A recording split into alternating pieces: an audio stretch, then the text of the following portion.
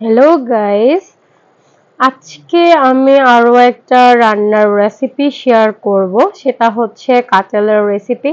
কাঁঠাল তো অনেক কিছুর সাথেই খাওয়া যায়, যদি হচ্ছে সবজি হিসেবে খেতে ইচ্ছে করে কোনো কিছু না দিয়ে ডিরেক্ট একটা ভেজিটেবল মেক করা যায়।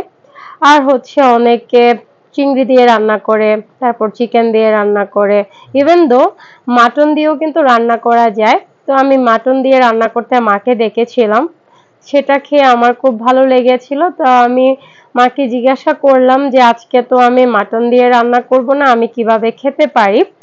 তো সেই ক্ষেত্রে আমার মা আমাকে সাজেস্ট করলো যে এটা তুমি যদি শুধু সবজি হিসেবে খাও, সেই ক্ষেত্রে তুমি এটা একটু ফ্রাই করে নিও আগে, পিস পিস করে কেটে, মানে চিকেনের জন্য যেরকম আমরা ছোট ছোট পিস করে নিই ওরকম করে পিস করার কথা বললো। তো সেই জন্য আমি মাকে বললাম যে যদি আমি কোনো মাছ দিতে চাই তাহলে সেক্ষেত্রে কোন ফিশটা আমি দিতে পারি। তখন মা আমাকে বললো চিংড়ি মাছের সাথেও খুব বেশি মজা হয়। তো গাইজ, আমার হাজবেন্ড যেহেতু চিংড়ি মাছ পছন্দ করে না, সেই জন্য আমি পড়ে গেছি একটা বিপদে। যেহেতু আমার ফ্রিজ আপ করা মাছের মধ্যে শুধুমাত্র চিংড়ির কালেকশনটাই আছে, যেটা কাঁঠালের সাথে দেওয়া যাবে। এখন আমি চিন্তা করতে করতে ভাবলাম কি করলে আমি দুইভাবেই সেটা রান্না করতে পারি। সেটার জন্য আমি রেসিপিটা কি করে কি করা যায় একটু প্ল্যানিং করছিলাম মনে মনে। আর সাথেই থাকো আমি কি করছি সেটা দেখার জন্য। আমি দুইভাবেই রাখবো, মাছের সাথেও রাখবো আর শুধুমাত্র ভেজিটেবল হিসেবেও যেন খাওয়া যায় সেভাবেই রাখবো, যাতে করে আমার হাজবেন্ডের কোনো অসুবিধা না হয় এবং আমিও খুব মজা করে খেতে পারি। আর তোমরা যারা যারা খেতে চাও তারা সবাই চলে আসো, আজকে আমরা একসাথে লাঞ্চ করবো। সো গাইজ, এটা আমি লাঞ্চের টাইমে করেছিলাম, তখন ফ্রাইডে, সেদিন ফ্রাইডে ছিল। আম, ব্যস্ততার জন্য আমি শেয়ার করতে পারিনি ব্লগটা। বাট আজকে আমি রাতের বেলা চিন্তা করলাম যে হাতে একটু সময় আছে, আমি ভয়েস ওভার করে ঘুমাবো, সেই জায়গা থেকে তোমাদের সাথে এটা শেয়ার করার জন্য চলে আসলাম। সো গাইজ, এটার জন্য আমি প্রথমে এই কাঁঠালটা কোত্থেকে কালেক্ট করেছি সেটা বলে দিচ্ছি। আমার আন্টিদের বাসার সামনে ছোট্ট একটা ইয়ার্ড আছে, যেহেতু আমার আন্টি বসুন্ধরাতে থাকে, তোমরা অনেকেই জানো যারা বসুন্ধরাতে থাকো, তারা সামনের কিছু গার্ডেনের মধ্যে এই কাঁঠালের গাছ লাগিয়ে থাকে। আর সেখানে দেখলাম যে একদম মাটিতে নুয়ে পড়েছে এরকম অনেকগুলো কাঁঠাল। ইভেন দো আমার আন্টিও অনেক খেয়েছে এবং বারবার বলে যে তুমি আসছো না কেন, দিয়ে একটা কাঁঠাল নিয়ে যাও। তো এর মধ্যে আমার ছোট বোন যাওয়ার সময় পেয়েছিল, তাই সে গিয়ে দুই একটা কাঁঠাল নিয়ে এসেছে, একটা আমার মায়ের জন্য, একটা আমার জন্য কাঁঠাল নিয়ে এসছে। যেটা আমার জন্য নিয়ে আসছে এটা মাঝারি সাইজের ছিল না, এটা ছোট থেকে হালকা একটু বড় ছিল। তা আমি প্ল্যানিং করলাম যেটা আমি পুরাটাই রান্না করে ফেলবো, কারণ খুব একটা বেশি হয়তো হবে না, এটা খুব একটা বড় ছিল না। তোমরাই দেখেছো যেটা আসলে কতটুকু হবে, হাফ কেজির চেয়ে হয়তো বা অল্প একটু বেশি হবে। তো গাইজ, এটার জন্য আমি আগে এটা হচ্ছে কেটে নিচ্ছিলাম। আমি যেহেতু ছুরি দিয়ে কাটছিলাম আমার একটু সময় লেগে যাচ্ছিল, কারণ আমি কুকিং এ খুব একটা এক্সপার্ট না এবং কাটাকুটিতেও এক্সপার্ট না। আর এগুলো যেহেতু আমার লাইফে একটু প্রথম প্রথম হচ্ছে, কারণ আগে কখনো এসব করে খাইনি। ইভেন দো গাইজ, আমার একটা চাইল্ডহুডের কথা শেয়ার করি তোমাদের সাথে। আমি যখন বাবু ছিলাম, ছোট মানুষ ছিলাম, তখন হচ্ছে আমি এত কুড়ে ছিলাম, আমি এক গ্লাস পানি ঢেলে খেতে হলে সেই পানি আমি না খেয়ে থাকতাম। কখন মা পানি ঢেলে দিবে তারপর আমি পানি খাবো। ইভেন দো গাইজ, আমি কোনো হেল্পিং হ্যান্ড বা অন্য কারো হাতে আমি এক গ্লাস পানিও খেতাম না, সেই মানুষ এখন খেতে আমি বাধ্য। হেল্পিং হ্যান্ডের হাতেও খেতে হবে এবং মাঝে মাঝে রান্নাও করতে হবে, কারণ আমি আবার হেল্পিং হ্যান্ড রান্না করবে সে রান্না খুব একটা পছন্দ করি না। ঠিক আছে, আমাকে হয়তো একটু হেল্প করবে, দ্যাট ইজ ওকে। আর যখন একেবারেই সম্ভব হয় না তখন আর কি আর করার, যখন সম্ভব হয় না তখন দেখা যায় যে আমি নিজে কুক করে ফেলি। আর এই কাঁঠালের এই রেসিপিটা আমি নিজে রান্না করব প্ল্যানিং করেছি, যেহেতু হচ্ছে আমার কাছে মনে হচ্ছে যে আমি রান্না করলে আমি খুব ভালো রান্না করতে পারবো। সেজন্য আমি চিন্তা করলাম যে এটা পুরাটাই আমি রান্না করব। সেটার জন্য আমার বড় এই দিন বাড়িতে ছিল। তো আমার বর আমাকে ভিডিও করে দিচ্ছিল। আর সেটার জন্য গাইজ আমি একটু তেলের পরিমাণটা বেশি করে দিয়েছি। কারণ হচ্ছে এটা অনেকে বয়েল করে ফেলে কুক করার আগে। আমি বয়েল করে ফেলবো না। কারণ হচ্ছে বয়েল করে ফেললে সেক্ষেত্রে অনেক সময় দেখা যাচ্ছে সেটা খাওয়ার পরে একটু পেটে ব্যথা করতে পারে। আবার তেল দিয়ে ভাজি করলে গ্যাস্ট্রিকের প্রবলেম হতে পারে। মানে অ্যাকচুয়ালি কি বলবো, যাদের গ্যাস্ট্রিকের প্রবলেম আছে তাদের জন্য কাঁঠালের এই রেসিপিটা আসলে তাদের জন্য না। আমার নিজেরও প্রবলেম হয় গ্যাস্ট্রিকের, কিন্তু আমার অত হাই লেভেলের না। দেখা যাচ্ছে আমি যদি লিমিটেড খাই সেক্ষেত্রে খুব একটা প্রবলেম হয় না। সো গাইজ আমি এটার জন্য প্রথমে তেল দিয়ে নিলাম। তেলটা একটু গরম করে নিচ্ছি। একটু গরম হলে আমি এটাতে দেখা যাক কি করি, তোমরা সাথেই থাকো। আর এর মধ্যে তোমাদের সাথে শেয়ার করি যে কাঁঠালের মধ্যে কি রয়েছে এবং কি কি উপকারিতা রয়েছে। কাঁঠালে থাকা পটাশিয়াম, তো কাঁঠালের মধ্যে পটাশিয়াম রয়েছে সেটা তো জেনেই গেলে। সেটা হচ্ছে উচ্চ রক্তচাপ নিয়ন্ত্রণে সহায়তা করে এবং হচ্ছে হৃদরোগ আর স্ট্রোকের ঝুঁকি কমায়। প্রচুর পরিমাণে ভিটামিন সি রয়েছে কাঁঠালে। কাঁঠাল খেলে ত্বক ভালো থাকে এবং ত্বকে রোদের ক্ষতিকর প্রভাব থেকেও কিন্তু দূরে রাখে কাঁঠাল। এছাড়াও শরীরের রোগ প্রতিরোধ ক্ষমতা বাড়াতে জ্যাকফ্রুটের অনেক বড় একটা ভূমিকা রয়েছে, যেহেতু এখানে ভিটামিন সি থাকে। আর ভিটামিন সি যেসব খাবারের মধ্যে রয়েছে সেগুলো রোগ প্রতিরোধ ক্ষমতা বাড়াতে সহায়তা করে। সেটা আমি আগের কোনো একটা ভিডিওতে হয়তো বা অনেকবার বলেছি, একই কথা রিপিটও হতে পারে, তারপরে আবার বলে নিচ্ছি।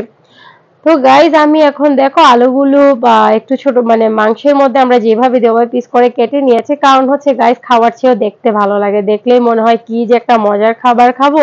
এরকম করে আলু পিস পিস করে টুকরা টুকরা করে দেখলেই আমার একটা খাওয়ার প্রতি লোভনীয় অনুভূতি জন্মে যায়।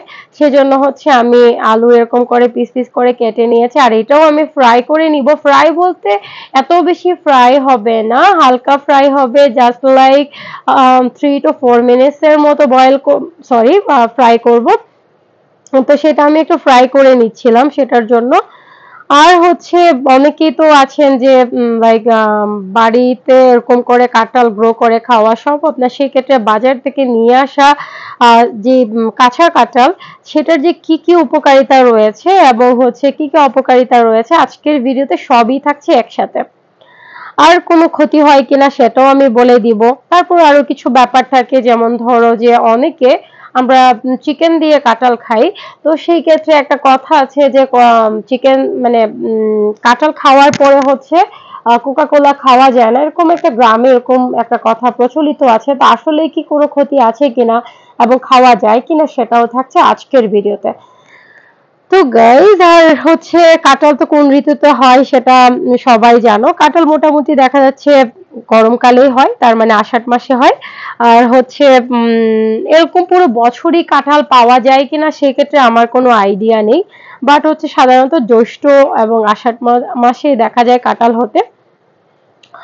আর হচ্ছে গাইজ আমি আর কোনো ক্ষতি হয় কিনা সেক্ষেত্রে আমি বলবো যে কাঁঠালে যে চর্বির পরিমাণ কম থাকায় ওজন বাড়ার কিন্তু কোনো ধরনের সংখ্যা থাকে না। তাহলে অনেকে এ ধরনের একটা আশঙ্কায় ভোগে যে কাঁঠাল খেলে আমার ওজন বেড়ে যাবে কিনা। তাহলে এটা এখানে নিশ্চিত হওয়া গেল যে কাঁঠাল আসলে ওজন বৃদ্ধিতে কোনো ভূমিকা পালন করে না।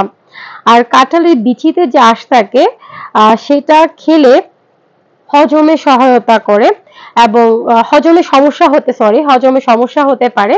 তো সেজন্য যাদের ডায়াবেটিস আছে তাদের কাঁঠাল খাওয়ার খানিকটা বিধিনিষেধ আছে।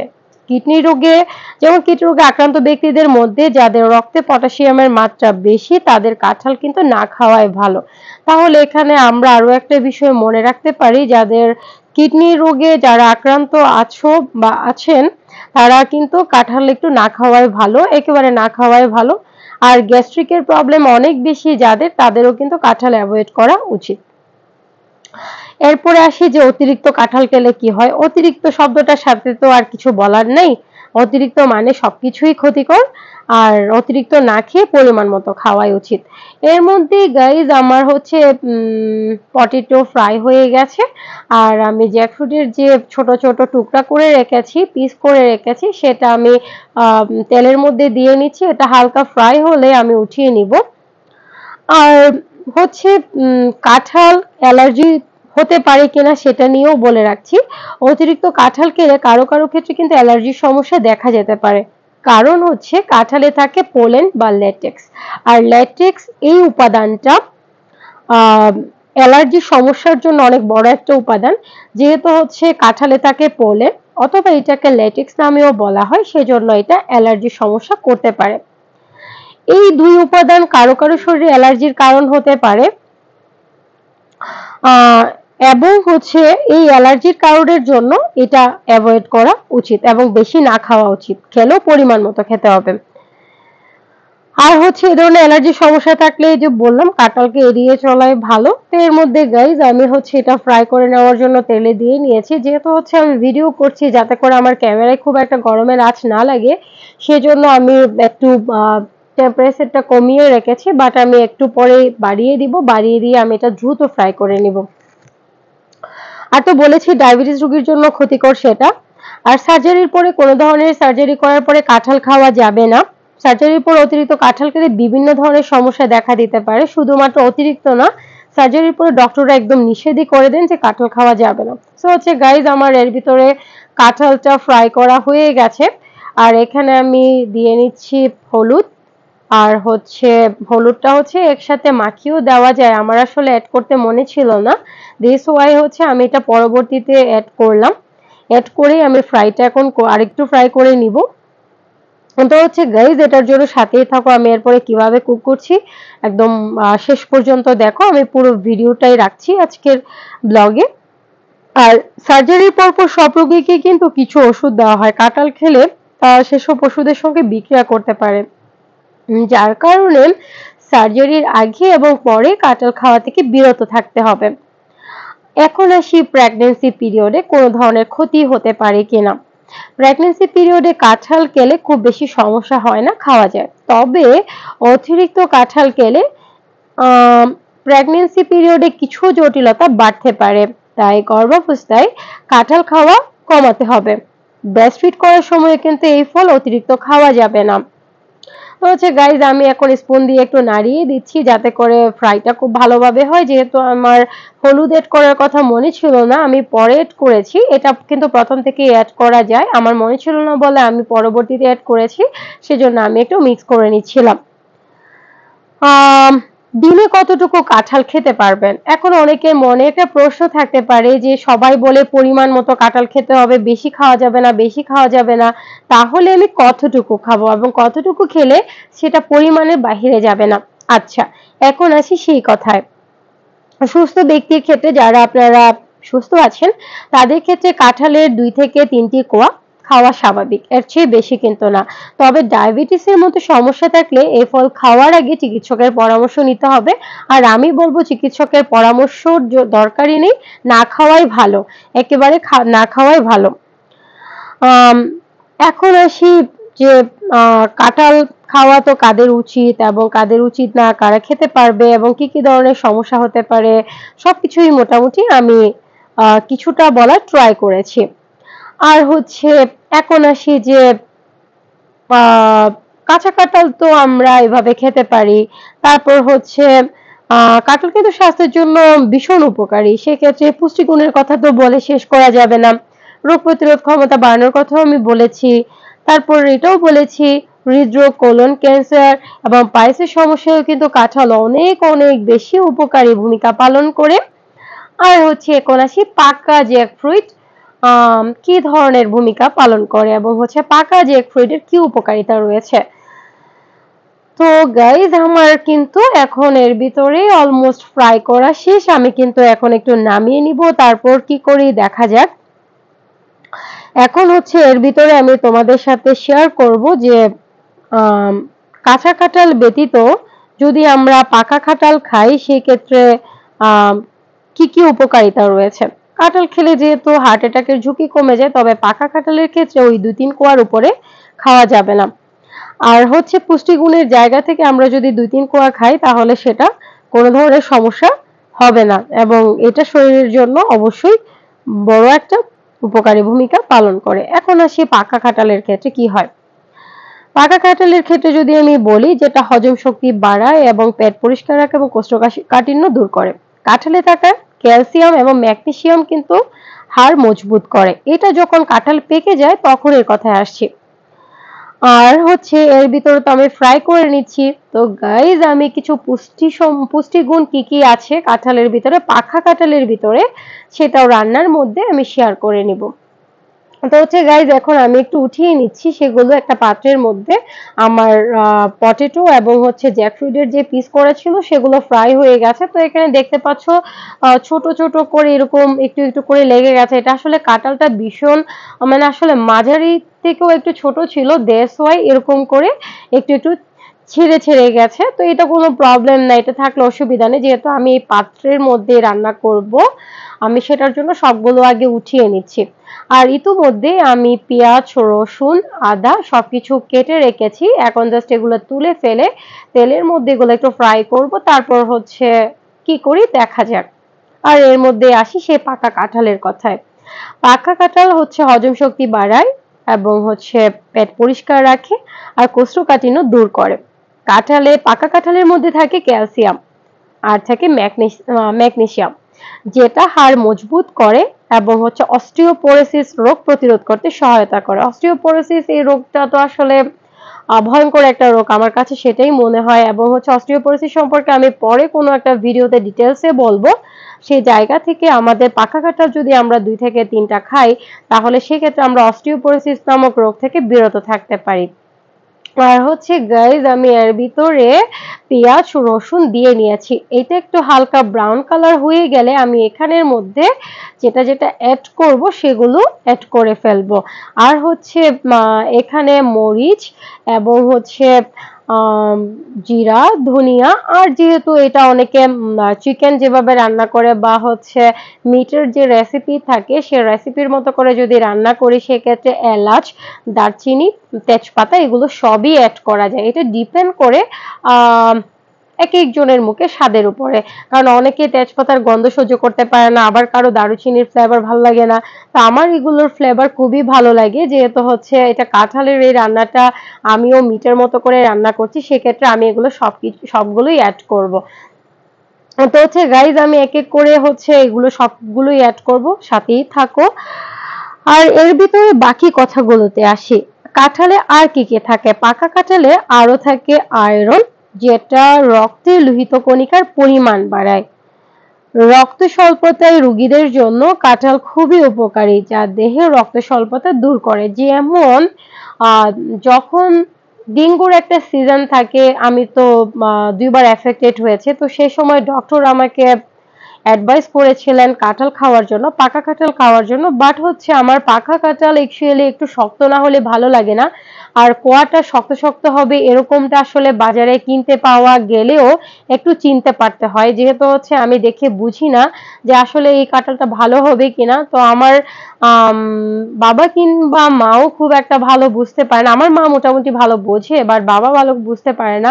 আর বাজার থেকে ম্যাক্সিমাম ক্ষেত্রে তো বাবাই নিয়ে আসে, আর মা যখন নিয়ে আসে তখন একটু এরকম শক্ত কোয়া খেতে পারি। আর ওরকম বেশি পেকে গেলে সে কোয়া আসলে আমি খেতেই পারি না, কারণ মনে হয় যে গলায় আটকে গিয়ে আমি মারা যেতে পারি। এখন আমি অ্যাড করে নিচ্ছি সে বাকি মশলাগুলো, এবং সেই বাকি মশলাগুলো অ্যাড করার পরে আমি এটা কিছুক্ষণ অল্প তাপে রাখবো। অল্প তাপ বলতে মোটামুটি তাপে আমি রাখবো। রাখার পরে এটা যখন একটু বয়েল হয়ে যাবে এরপর আমি যে আলু, জ্যাকফ্রুটের যে পিস সেগুলো আমি ফ্রাই করে রেখেছি এবং হচ্ছে যে মাছ আমি অ্যাড করব সেটা দিয়ে নিব। আর হচ্ছে এটা পরবর্তীতেও অ্যাড করা যায়, মাছ হচ্ছে পরবর্তীতেও অ্যাড করা যায়। যাদের এরকম প্রবলেম আছে যে বাড়িতে একটা সদস্য মাছ খাবে না, সেক্ষেত্রে এটা আলাদা করে রান্না করে পরবর্তীতে অ্যাড করা যায়। তবে সেই ক্ষেত্রে একটা কথা মনে রাখতে হবে, ওই মাছটা একটু আলাদা করে ফ্রাই করে নিতে হবে লবণ এবং হচ্ছে হলুদ দিয়ে, না হলে এখান থেকে একটু ব্যাড ফ্লেভার ফ্লেভার আসতে পারে।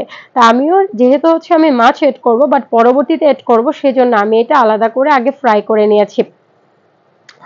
তো গাইজ এটা ফুটতে থাকুক, তার ভিতরে আমি আরো কিছু উপকারী দিক শেয়ার করা যায় কিনা সেটা চেষ্টা করব। আর আমি ছিলাম কোথায়, রক্ত স্বল্পতা হয়ে গেলে সেক্ষেত্রে রোগীর জন্য ভীষণ উপকারী। আর আমাদের দেশে বাংলাদেশে যারা থাকেন তারা তো মোটামুটি সবাই ডেঙ্গু সম্পর্কে অভিজ্ঞ হয়ে গেছে, একটু না হলে একটু বাড়িতে কেউ না কেউ একজন আক্রান্ত হয়েছে। সেই ক্ষেত্রে কিন্তু ডালিমের মতোই বড় একটা ভূমিকা পালন করে পাখা কাটা, আর এটা কিন্তু রক্ত পরিষ্কার করতে সহায়তা করে। এখন আসি যে কাঁঠালের মধ্যে বিচিরও কিন্তু বড় একটা ভূমিকা রয়েছে। কিছু কিছু ফল আছে যেখান থেকে আমাদের আটি আসলে ফেলে দিতে হয়, বাট হচ্ছে কাঁঠাল এমন একটা ফল যে এটার বিচিও খাওয়া যায়। তো গাইজ এর ভিতরে আমার মশলাগুলো হয়ে গেছে এবং সেই মশলার মধ্যে আমি সবকিছু একসাথে পোর করে নিয়েছি। আমার হচ্ছে আলু এবং সেই কাঁঠালের যে পিচ করে রেখেছিলাম সেটা অ্যাড করে নিয়েছি। আর হচ্ছে মাছের ব্যাপারটা আমি আগে থেকে ফ্রাই করে রেখেছিলাম, এটা আমি পরবর্তীতে দিয়েছি যাতে করে এক্সট্রা উঠিয়ে রাখা যায়। এখন আমরা ছিলাম হচ্ছে কাঁঠালের বিচির কি কি উপকারিতা রয়েছে। কাঁঠালের বিচি হচ্ছে কোলেস্টেরল কমায়। অনেক গবেষণায় দেখা গেছে কাঁঠালের বিচি রক্তের খারাপ কোলেস্টেরল, যেটাকে আমরা এলডিএল নামে চিনি, রক্তের ভিতরে যে কোলেস্টেরলটা থাকলে খারাপ সেটার নাম হচ্ছে এলডিএল। এসডিএলটাও খারাপ বাট হচ্ছে এলডিএল এর মতো না, এলডিএলটা বেশি খারাপ। আর ভালো কোলেস্টেরলটা কিন্তু আমরা এইচডিএল বাড়াই। তো ভালো কোলেস্টেরল ক্ষেত্রে আমরা এইচডিএল কে চিনি, আর খারাপ কোলেস্টেরল বললে আমরা এলডিএল কে জেনে থাকি। এইচডিএল হৃদযন্ত্রের জন্য বিশেষভাবে উপকারী, আর এলডিএল মানে কিন্তু খারাপ কোলেস্টেরল, যেটা হৃদরোগের পাশাপাশি উচ্চ রক্তচাপ এবং হচ্ছে ডায়াবেটিসের ঝুঁকি কমায়। এটা হচ্ছে কাঁঠালের বিচির উপকারিতা। তো যারা বিচি ফেলে দেন, খেতে চান না, কাঁঠালের বিচির রেসিপি আমি যদি কখনো পসিবল হয় আমি শেয়ার করব, বাট আমি পার্সোনালি বিচি একদম পছন্দ করি না। তবে গাইজ আমি কাঁঠালের বিচির অনেক সুন্দর একটা প্রসেস জানি যে এটা কিভাবে খাওয়া যায়। এটা আসলে ওরকম কুক না, তো যাই হোক এর ভিতরে আমার রান্না হয়ে গেল। সো